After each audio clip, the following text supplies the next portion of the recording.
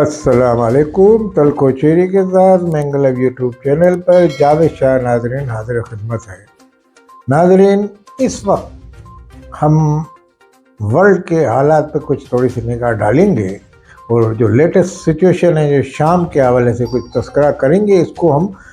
پاکستان کے تناظر میں دیکھیں گے۔ شام کے حالات سے آپ یہ سبق لے سکتے ہیں کہ شام کے اندر ایک 50 سالہ حکومت تھی اسد کی، یہ باس پارٹی کی حکومت تھی، اور باس پارٹی وہ تھی جس کی یعنی کہ ایک طویل حکمرانی رہی یہاں، اور اسی باس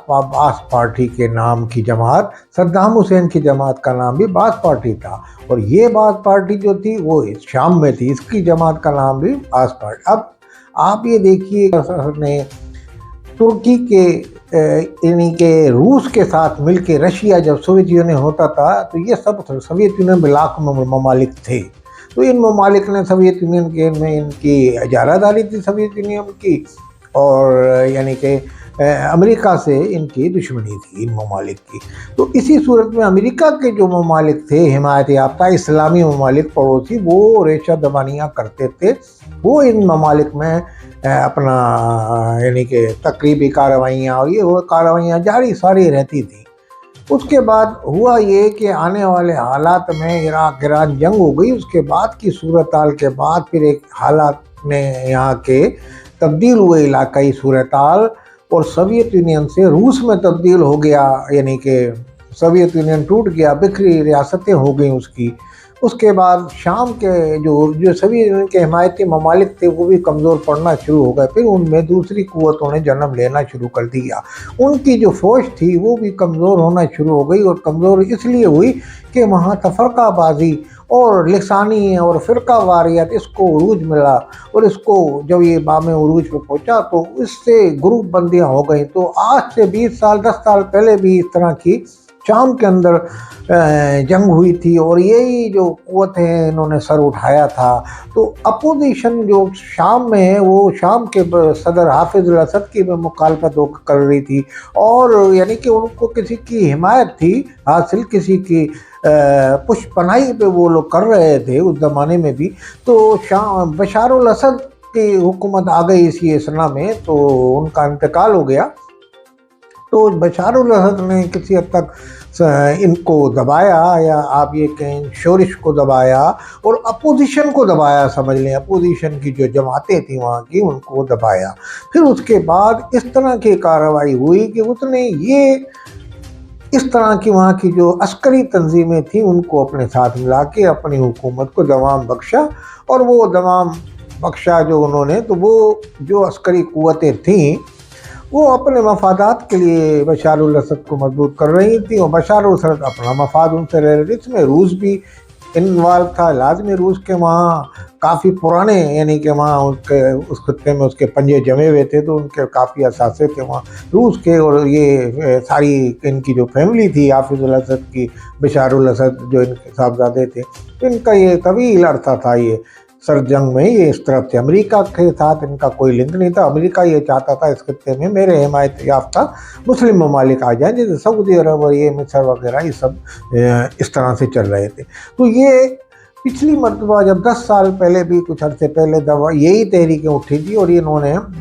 مختلف شکلوں میں عسکری پسند گروپ، کہیں داعش سے مل گئے، کہیں القاعدہ کے ساتھ ہو گئے، کہیں التحریر، اور اس طرح کے بہت سارے نامی گروپ ہیں جن کے نام یاد نہیں آ رہے، تو انہوں نے ایک یلغار کی تھی۔ تو اس کو انہوں نے بشار الاسد نے اپنی جو حزب اللہ اور دوسری جو ایرانی اور اس کے علاوہ روس کی حمایت سے جس نے ایئر اسٹرائک کی، ان پہ جہاز بمباری کی، ان کو دبا دیا تھا، ان کی شورش پہ قابو پا لیا تھا۔ حالانکہ جو علاقے جن علاقوں میں یہ لوگ تھے ان کے علاقوں نے بھی ان کو خیر مقدم کیا تھا، مگر بہرحال اس وقت اس نے شورش کو دبا دیا، اپنی حکومت کو مستحکم رکھا۔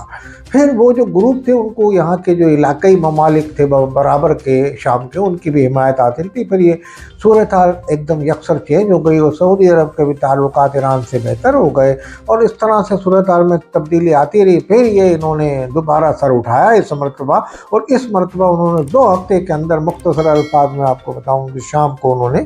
यानी कि इस हुकूमत को गिरा दिया और बशार अल असद को आखिरी खबरें आने तक भागने पे मजबूर कर दिया। अब इसमें ये हुआ है कि जो ममालिक के यहाँ मफादात थे, जिसमें ईरान का मफाद यहाँ, यानी कि हज़रत इमाम हुसैन की यानी कि जो बहन है उनका रोज़ा है हज़रत ज़ैनब सलामुल्लाह अलैहा का, तो उस हवाले से कुछ तरजीहात थी ईरान की, कुछ उसके अलावा रूस के अपने यहाँ मफादात हैं। तो इन तमाम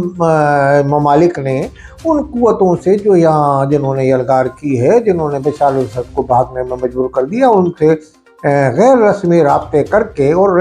यानी कि इस तरीके से जब ये नहज पे पहुंच गया, आवाम ने भी उनको पजीराई दी जिन इलाकों से वो आते रहे, तो उनको उनसे कुछ इस तरह के गैर रस्मी राब्ते हुए कि जिसमें उनको कुछ तहफ़्फ़ुज़ की यकीन दहानी कराई, उनके जो मफादात की उन्होंने काम उनकी निगरानी करेंगे। मगर बहरहाल ये तवील अरसे जंग चली तो ईरान से उधर के जो ग्रुप थे अल तहरीर और ये सब, ये लोग काफ़ी नाराज़ थे। तो इस वजह से कहीं ना कहीं उन लोगों ने एहतजाजन अपने तोड़ फोड़ के अमल जारी रखा। जैसे किसी इलाके में जब मफ्तूआ फौज आती है तो ये करती है, मगर बहरहाल उन्होंने रेडियो और टेलीविज़न से ऐलान कर दिया,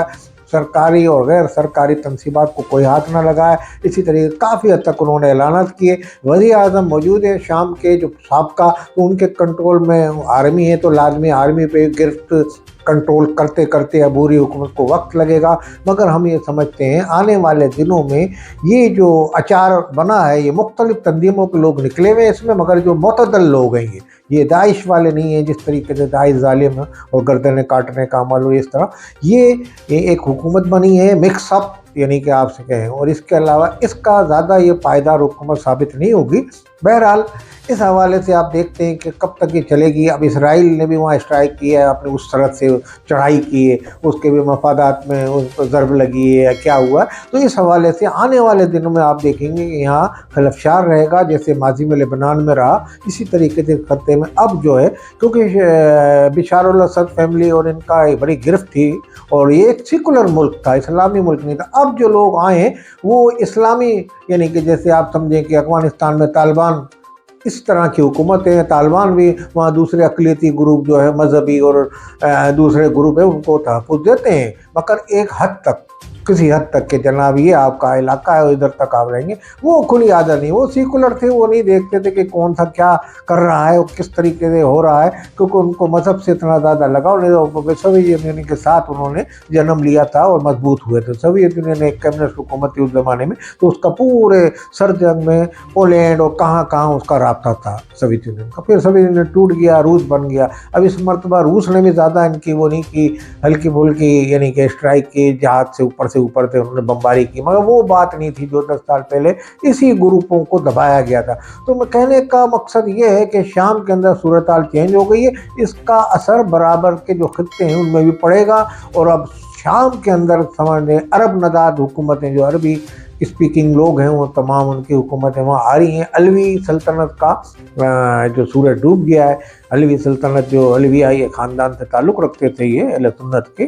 तो उसके अलावा अब वहाँ जो है यानी कि सेकुलर हुकूमत ख़त्म हो गई है, एक मजहबी हुकूमत आ गई। अब मजहबी हुकूमत इस्लामी रवादारी पे कितना अमल करती है, इस्लाम की तालीमात से कितनी ये फैज़ हासिल कर चुकी है, जो हुकूमत आई है उस पर कितना अमल दरामद करती है, ये आने वाले दिनों में नज़र आ जाएगा आपको। अगर इन्होंने इस्लामी तालीमात पर मुकम्मल अमल किया तो ये शाम जो है अमन का गहवारा बनेगा, और यकीनन इस्लामी तालीमात जो हैं वो किसी मुल्क के लिए पायदार साबित होती हैं। और हम उम्मीद रखते हैं कि जो शाम की अबू मोहम्मद जवलानी की जो हुकूमत आई है, ये एक मुस्तहकम हुकूमत साबित होगी और इसमें इंतशार नहीं होगा, खलफशार नहीं होगा और मुल्क खाना जंगी से